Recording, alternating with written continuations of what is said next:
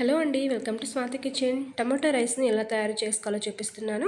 ముందుగా స్టవ్ మీద కడాయిని పెట్టుకొని 1 టేబుల్ స్పూన్ వరకు ఆయిల్ వేసుకొని, హాఫ్ టీ స్పూన్ చొప్పున ఆవాలు, జీలకర్ర, 2 ఎండుమిరపకాయలు వేసుకొని బాగా ఫ్రై చేసుకోండి.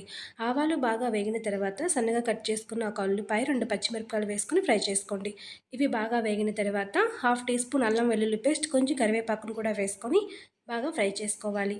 ఆనియన్స్ బాగా వేగిన తర్వాత మెత్తగా పేస్ట్ చేసుకున్న 2 టమోటాలు వేసుకొని మీడియం మంట మీద ఆయిల్ సపరేట్ అయ్యేంత వరకు ఫ్రై చేసుకోవాలి. ఇలా బాగా ఫ్రై అయిన తర్వాత ఇందులోకి రుచికి సరిపడా ఉప్పు, పావు టీ స్పూన్ వరకు పసుపు, హాఫ్ టీ స్పూన్ కారం, గరం మసాలా, ధనియాల పొడి వేసుకొని మరొక 3 నిమిషాల పాటు బాగా ఫ్రై చేసుకోవాలి. 3 నిమిషాల తర్వాత ఉడికించుకున్న అన్నాన్ని వేసుకోవాలి. నేను ఇక్కడ 1 కప్పు వరకు రైస్ తీసుకొని ఉడికించుకొని యాడ్ చేసుకుంటున్నానండి. బాగా మిక్స్ చేసుకొని మూత పెట్టి మరొక 2 నిమిషాల పాటు లో ఫ్లేమ్లో స్టీమ్ చేసుకోండి. 2 నిమిషాల తర్వాత సర్వ్ చేసుకోండి. అంతే అండి. ఈ వీడియో నచ్చినట్లయితే లైక్ చేయండి, షేర్ చేయండి, సబ్స్క్రైబ్ చేసుకోండి. Thanks for watching.